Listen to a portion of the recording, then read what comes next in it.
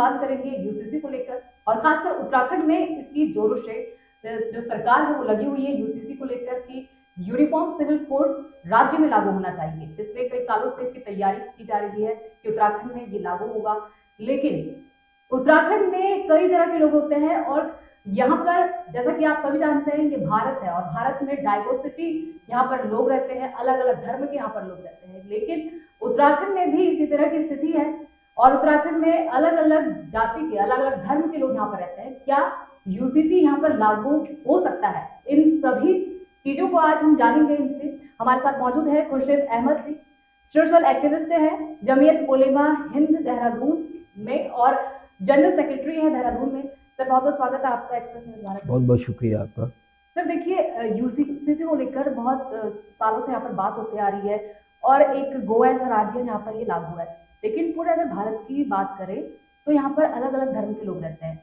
क्या आपको लगता है कि उत्तराखंड में जो यहाँ पर उत्तराखंड में पहाड़ी भी रहते हैं, मुस्लिम्स भी रहते हैं, क्रिश्चियंस भी रहते हैं, तो यहाँ पर यूसीसी लागू होना ठीक है? देखिए, बात ये जैसा आपने कही है कि ये हमारा जो मुल्क है ये डाइवर्सिफाइड है बहुत ज़्यादा।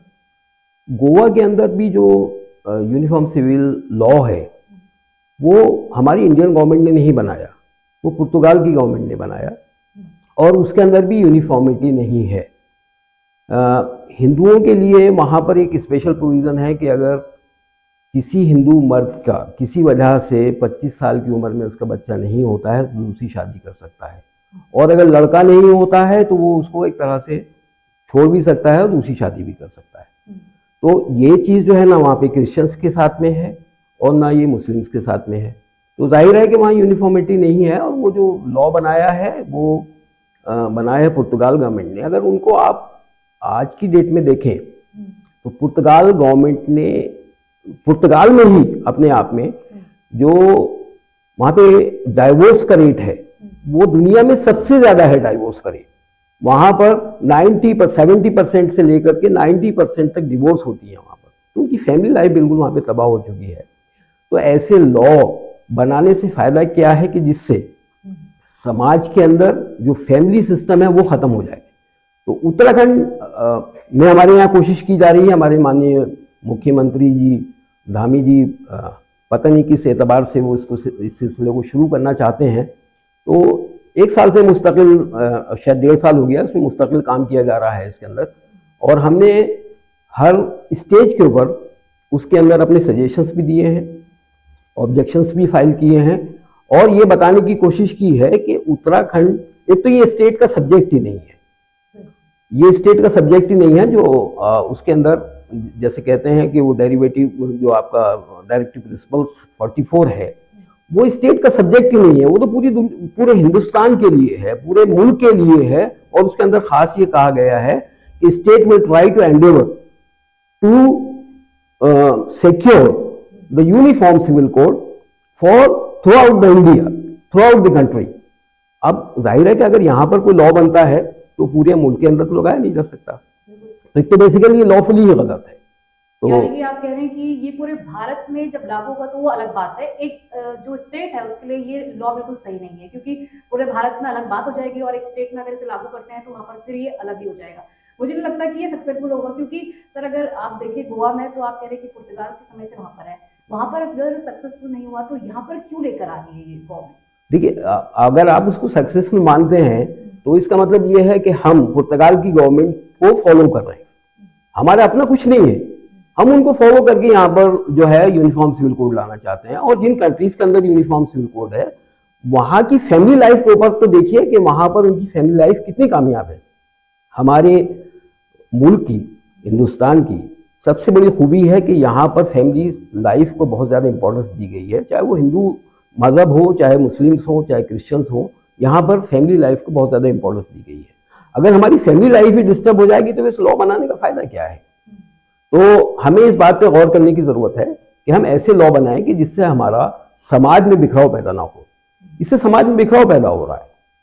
पहाड़ में जो रीति रिवाज हैं वो जो है प्लेन्स के अंदर नहीं है, जो प्लेन्स के अंदर रीति रिवाज हैं, जो हमारे देहरादून के अंदर रीति रिवाज हैं वो साउथ में नहीं है। साउथ के अंदर जो है ब्लड रिलेशन के अंदर शादी करना उसको बहुत अहम मानते हैं, हमारे हिंदू समाज के अंदर ही है कि ब्लड रिलेशंस के अंदर शादी नहीं करते हैं। तो ये सारी चीज़ें जो हैं, आप पहले इस पर गौर कीजिए। लॉ तो बाद में बनाइएगा, अगर लोगों को परेशानी होगी तो उस लॉ बनाने का फायदा क्या है आपको। बिल्कुल सर। अगर ये सब्जेक्ट नहीं है, यूसीसी लेकर आने का यहाँ पर कोई लाभ नहीं है, कोई फायदा नहीं है उस चीज़ का, तो गवर्नमेंट क्या लोगों के जो वोट बैंक है उसे साधने की कोशिश करेगी कि आप ये चुनाव में नजदीक बिल्कुल हैं? बिल्कुल यही उनका मकसद है। वो पोलराइज करना चाहते हैं। पोलराइज करके जाहिर है वो अपने वोट की परसेंटेज बढ़ाना चाहते हैं कि ताकि जो लोग हैं उनके साथ में आ जाएं और ये कहें कि नहीं भाई वाकई इन्होंने जो है कमिटमेंट जो था इनका यूनिफॉर्म सिविल कोड लाने का और वो पूरा किया, इसलिए लोग उनके साथ में आ गए। मगर उससे अल्टीमेटली आदिवासियों को नुकसान होने जा रहा है, उससे शेड्यूल ट्राइब्स को नुकसान होने जा रहा है, उनके रीति रिवाजों के ऊपर असर पड़ने जा रहा है। और उसके अलावा मान लीजिए जैसे अभी कहते हैं, अभी जब हमारा डिस्कशन हो रहा था तो कहते थे कि मैरिज की एज लिमिट बढ़ा देनी चाहिए, 21 साल हो जानी चाहिए। बहुत सारे सजेशन इस तरह से आए हैं। और 18 साल से बढ़ करके जब बच्चियाँ पढ़ नहीं पाती हैं, उनको पढ़ाई की स्टेज होती है और नौकरी नहीं कर पाती है, तो उनकी एज बढ़ा देनी चाहिए मैरिज की। मगर आप ये देखिए कि ऑलरेडी 18 साल की उम्र के अंदर कितने केसेस ऐसे हैं कि जो जुवेनाइल केसेस हैं और इस तरह के केसेस हो रहे हैं। अगर किसी वजह से 21 साल कर देते हैं तो आप इसका मतलब ये है कि वो और 3 साल का पीरियड बढ़ा रहे हैं कि जिससे अपराध और ज़्यादा बढ़ जाएं और उसके अंदर जो है इस तरह की प्रॉब्लम्स आ जाएं कि जो है हम कंट्रोल ही ना कर पाएं। तो इस सब चीज़ों को गौर करके हमें काम करने की ज़रूरत है। हालांकि शायद मुझे पता ये लगा है कि वो एज लिमिट नहीं बढ़ा रहे हैं, वो 18 साल सबके लिए करने जा रहे हैं, इस तरह की बात है। मगर वो जब तक कि ड्राफ्ट नहीं आता है तो हमें सही बात का पता नहीं लग पाएगा। तो ड्राफ्ट आने के ऊपर ही हम समझेंगे कि ये क्या करने जा रहे हैं और इसके अंदर क्या ऑब्जेक्शंस करने की ज़रूरत है, क्या हमें और फर्दर सजेशंस देने की ज़रूरत है। ये अजीब सी बात है कि आप लोगों के पर्सनल लॉ चेंज करने जा रहे हैं और आपके पास कोई अभी तक उसका कोई मुसवदा और ड्राफ्ट नहीं है आपके पास। जो लोगों के सही तो बात ये होनी चाहिए थी कि आपको पहले उसका ड्राफ्ट तैयार करके लोगों के सामने रखना चाहिए था, तब ऑब्जेक्शंस मांगने चाहिए थे, तब उनके सजेशंस मांगने चाहिए थे। बिल्कुल सर। लेकिन यहाँ की जो गवर्नमेंट है उत्तराखंड की, वो कहती है कि हमने एक कमेटी बनाई हुई है जिसमें हम लोगों के पास जाते हैं और उनके सजेशंस लेते हैं और जो वो बोलते हैं उसी तरीके से हम अपना ड्राफ्ट बना रहे हैं। और ज़्यादातर लोग यूसीसी के पक्ष में हैं। इस तरह के जो मैं खबरें पढ़ती हूँ तो इस तरह के जो बयान होते हैं वो सरकार की तरफ से आते हैं। देखिए वो तो उन्हीं लोगों के पास जा रहे हैं कि जहाँ पर जा कर के उनको डिस्कशन करना होता है। कई मीटिंग्स में हम भी शामिल हुए हैं। तो पक्ष और नापक्ष जब उनके सामने ये पता ही नहीं है कि ये करने के जा रहे हैं, करना क्या चाहते हैं, जब उनके पास कोई है ही नहीं, ड्राफ्ट रेजोल्यूशन ही नहीं है, तो वो लोग क्या सजेशंस देंगे उसके ऊपर। तो जो उनकी समझ में आ रहा वो कह रहे हैं। उनको ये लगता है कि भाई जो है ये शरीयत के कानून बदल जाएंगे, ईसाइयों के कानून बदल जाएंगे। तो लोग हमारे हिंदू भाई कहते हैं कि नहीं भाई ये होना चाहिए। मगर मसला ये है कि आप उसका पहले से अगर तैयार होता आप तो और उसके ऊपर सजेशंस मांगते तो ज़्यादा बेहतर लोग अपना सजेशन दे सकते थे। तो ये तो हुआ नहीं है, ये एक्सरसाइज हुई नहीं है इसके अंदर। और अब आने वाले सेशन के अंदर जैसे कि अब ड्राफ्ट के लिए कह रहे हैं कि वो ड्राफ्ट तैयार है और वो उसको विधानसभा के अंदर रखने जा रहे हैं और उसके लिए कोई बिल लाने जा रहे हैं। तो उसको जैसे ही पब्लिक होता है तो पब्लिक होने के बाद हमें पता लगेगा कि उसके अंदर इन्होंने क्या किया है और क्या करने जा रहे हैं। तो अब उसके बाद हम अपने जो भी एतराज़ात होंगे वो इनके सामने रखेंगे। सर अगर ये विधानसभा में बिल पास हो जाता है, फिर ये कानून लागू हो जाता है उत्तराखंड में, तो फिर क्या इसके नुकसान होने वाला है, आपको क्या लगता है अभी से? भाई देखिए जाहिर है कि जब लोगों के पर्सनल लॉ ख़त्म कर दी जाएंगे तो एक कानून ही होगा जिसको यूसीसी कहेंगे। पर्सनल लॉ ख़त्म हो जाएंगे। अब लोग उस पर्सनल लॉ को कितना एक्सेप्ट करते हैं ये सबसे बड़ी बात है। मान लीजिए जैसे शादी का सिस्टम है, शादी में जो है मुसलमानों के यहाँ निकाह होता है, हिंदुओं के यहाँ सप्तपदी बहुत ज़रूरी होती है, ऐसे ही ईसाइयों के यहाँ पर ऑल्टर होता है चर्च में जाकर के। अगर ये तीनों चीज़ें इफेक्ट नहीं करती हैं तो फिर आप क्या काहे का कानून बना रहे हैं? लेकिन सर और भी चीज़ें हैं यूसीसी में, देखिए तो उसमें जो जायदाद होती है उसमें बराबर का हक लड़की को मिलेगा, एकदम समान जिस तरह से लड़की को मिलता है उसी तरह से लड़की के लिए भी फायदेमंद होगा ये सब चीज़ें। देखिए ये तो ऑलरेडी हिंदू लॉ के अंदर तो है, लड़की को बराबर का हक है। मगर सच्चाई ये है कि हम कितना देते हैं, ये सबसे अहम बात है। आप लॉ तो बना देते हैं मगर मिलता तो नहीं है। ऐसे मुसलमानों के अंदर है, मुसलमानों के यहाँ पर तो शरीयत विरासत का कानून है पूरे का पूरा। और विरासत खाली लड़की के लिए नहीं है, तमाम जितने रिश्तेदार हैं, जितने भी उसके जो हैं डिपेंडेंट्स हैं, उनके लिए है सारे का सारा। जैसे लड़की के लिए 1/3 का है, मगर लड़की के लिए खासकर 2 प्रोविजंस हैं। एक तो उसको माँ बाप की तरफ से, जो उसकी माँ बाप की जायदाद होती है उसकी तरफ से उसको हक मिलता है, जिसको 1/3 है। उसके अलावा उसके जो हस्बैंड है उसकी तरफ से उसको भी मिलता है। तो सही मायने में तो आधे से भी ज्यादा मिलता है अगर हम दें। दिक्कत जो आ रही है वो ये आ रही है कि चाहे वो हिंदू समाज हो या मुस्लिम समाज हो, वो लड़कियों का हक नहीं देते हैं। हमें सबसे ज्यादा कोशिश ये करनी चाहिए कि लड़कियों को हक मिले।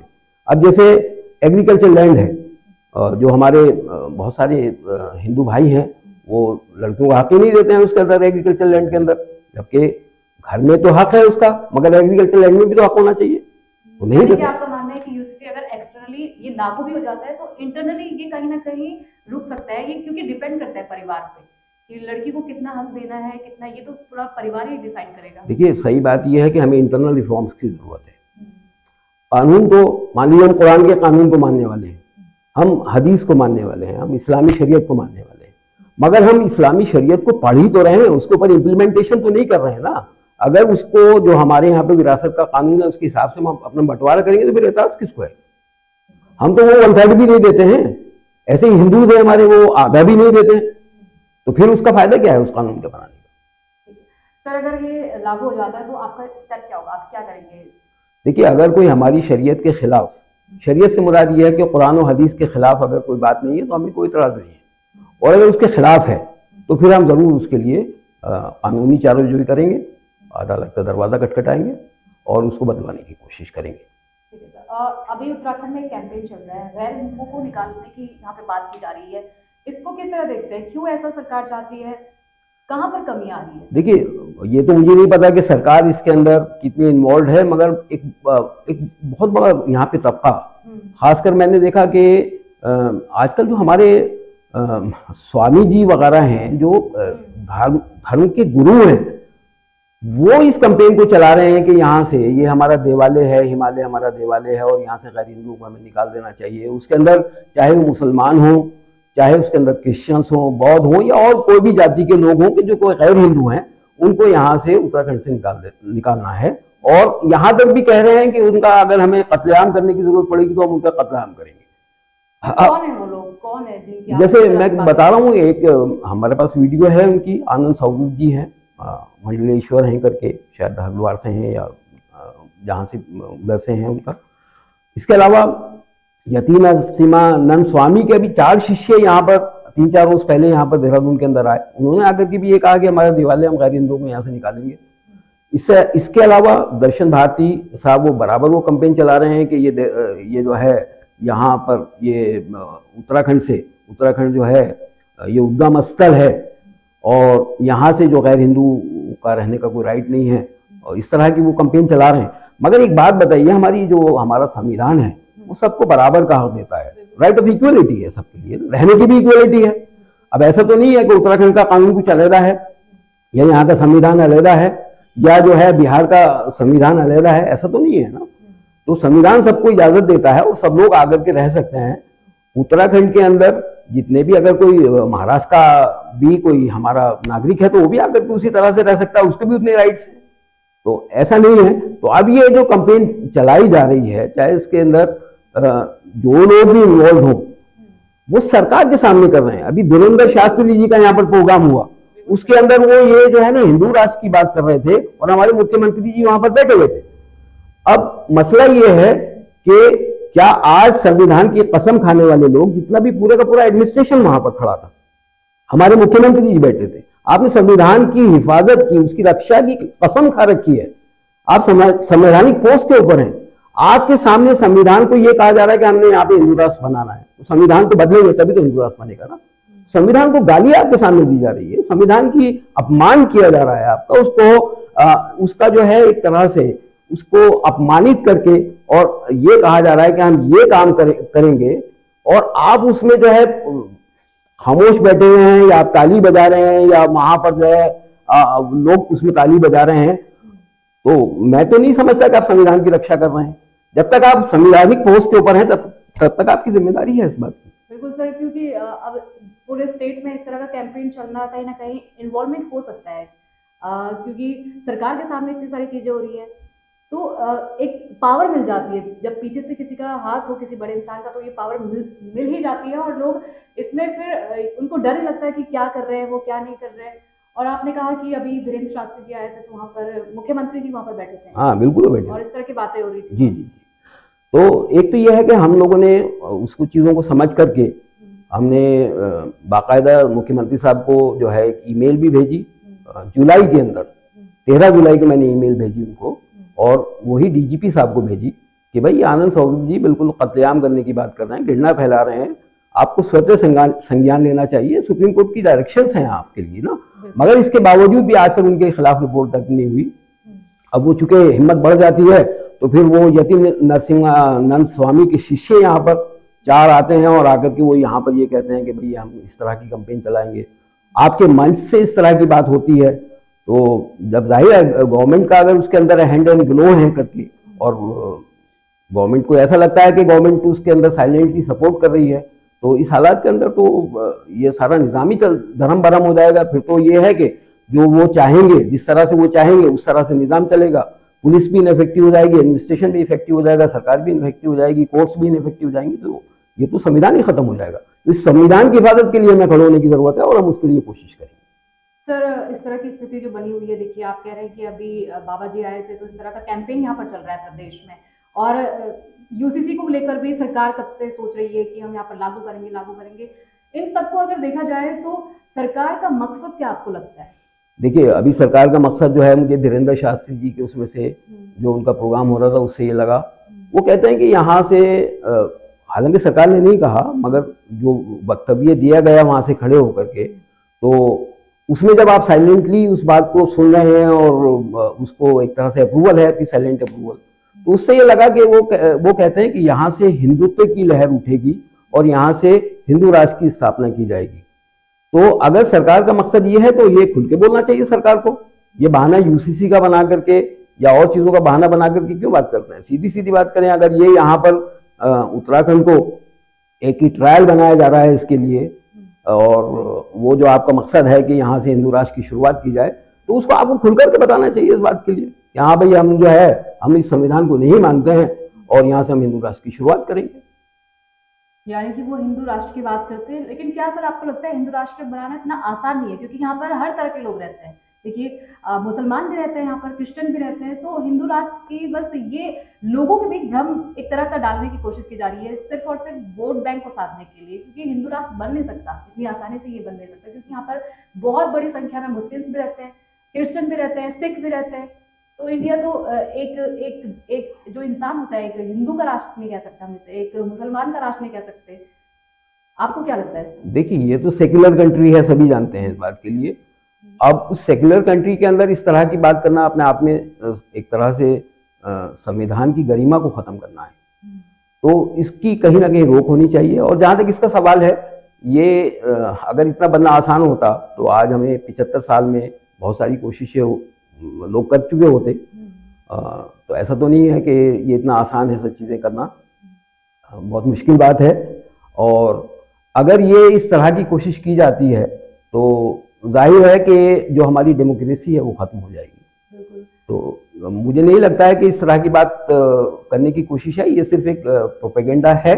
मगर इस प्रोपेगेंडे को अगर सरकार के सामने किया जा रहा है तो अपने आप में मेरे हिसाब से तो ये जुर्म है सरकार के सामने इस तरह की बात करना, ये तो देशद्रोह की बात है। अगर मैं उत्तराखंड की बात करूं तो मुस्लिम्स की मैं अगर बात करूं खासकर, तो क्या स्थिति है मुस्लिम्स की यहाँ पर? आपको क्या लगता है मुस्लिम्स यहाँ पर इंडिपेंडेंट है या फिर दबके रहता है? नहीं नहीं, देखिए मुस्लिम कहीं भी दबके नहीं रहता है, क्योंकि मुस्लिम्स जो है वो एक तरह से कारीगर है, वो दिन भर मेहनत करता है और अपनी ज़िंदगी को बेहतर बनाने की कोशिश करता है, चाहे वो छोटा सा घर बनाए या छोटा सा कारोबार करे। वो बहुत ज़्यादा सरकारी नौकरियों पे डिपेंड नहीं करता है। मगर अब हमारे बच्चे भी, खासकर एक हमारे अंदर भी ये जागृति आई है कि हमें अपने बच्चों को पढ़ाना ज़रूरी है, क्योंकि बगैर तालीम के आप जो है तरक्की नहीं कर सकते। तो अब लोगों ने जो एक क्राफ्टमैनशिप थी उससे थोड़ा सा हट करके अब बच्चों को अपने पढ़ाना शुरू किया है।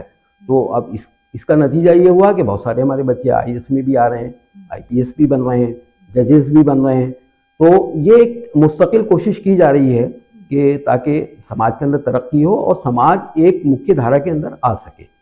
समाज इस वक्त हमारा मुख्य धारा के अंदर है। मुसलमानों के अंदर किसी भी तरह का बगावत का मामला नहीं है। मुसलमानों के अंदर इस तरह की बात नहीं है कि भाई हमने जो है इस मुल्क से अलग होना है। वो तो ये कहते हैं हम इस मुल्क के हिस्सा हैं, हमने इस मुल्क को आज़ाद कराने में अपनी कुर्बानियाँ दी हैं, हमारे बड़ों ने कुर्बानियाँ दी हैं और हम यहीं पैदा हुए, यहीं मरेंगे, इस तरह का उनका जज्बा है। और उसके ऊपर मुस्तकिल अब इस मुल्क की तरक्की के लिए जितना भी जब तक वो क्राफ्टमैन थे, जितनी तरक्की वो कर सकते थे उतनी तरक्की की है। आज उत्तराखंड के अंदर अगर आप देखो सारा डेवलपमेंट का श्रेय जो है वो बाहर के लोगों के ऊपर ही जाता है। जब से ये लोग बाहर से आकर के यहाँ पर रहे हैं, इससे पहले तो इतना उत्तराखंड के अंदर डेवलपमेंट नहीं था। 2000 से मैंने 2010 तक भी देखा इतना डेवलपमेंट नहीं था। मगर इसके बाद से जब से लोग यहाँ पर आकर के रह रहे हैं और रह करके उन्होंने छोटे छोटे कारोबार किए, जगह जगह छोटी छोटी कॉलोनीज डेवलप हुई हैं और आज उत्तराखंड के हालात आपके सामने हैं। देहरादून में ही हम देखते हैं किस तरह से डेवलपमेंट हुआ है, तो ऐसे ही सारे पहाड़ों में डेवलपमेंट हो रहा है। बहुत बहुत शुक्रिया खुर्शीद जी हमसे खास बातचीत के लिए। आपका बहुत बहुत शुक्रिया, थैंक यू वेरी मच। तो ये थे हमारे साथ सोशल एक्टिविस्ट खुर्शीद जी, ये हैं जनरल सेक्रेटरी देहरादून से। और मैं आपको बता दूं कि इनसे आज हमने बातचीत करी यूसीसी को लेकर। क्या यूसीसी उत्तराखंड में लागू करना सही है या गलत, ना ये पक्ष में है ना ये विपक्ष में है, क्योंकि अगर यूसीसी इनके जो शरीयत कानून है उसके तहत अगर ये लागू होता है तो ये इनके लिए अच्छी बात है। ये देखना होगा कि यूसीसी कितना सक्सेसफुल होगा अगर पास हो जाता है उत्तराखंड में। और उत्तराखंड में इन्होंने कहा कि कई तरह के कैंपेन्स यहाँ पर चलाए जा रहे हैं, सरकार यहाँ पर उनको देख रही है, लेकिन फिर भी सरकार की तरफ से चुप्पी साधना ये कहीं ना कहीं बड़े सवाल उन पर भी खड़े करते हैं कि चुप क्यों है सरकार, अगर इस तरह की बातें वो करते हैं कि हिंदुत्व यहाँ पर होना चाहिए, जबकि सरकार को ये पता है कि हिंदुत्व, ये पूरा राष्ट्र हिंदुत्व नहीं बन सकता। यहाँ पर डाइवर्सिटी है, अलग अलग धर्म के लोग यहाँ पर रहते हैं, तो एक राष्ट्र बनाना यहाँ पर नामुमकिन है, बिल्कुल पूरा नामुमकिन है। और सरकार ये जानती है लेकिन सरकार यहाँ पर चुप है। ये उन पर बड़ा सवाल खड़ा करता है कि सरकार आखिर चुप क्यों है। फिलहाल के लिए इतना ही। देख रही है एक्सप्रेस न्यूज़ भारत, जिद से दिखाने।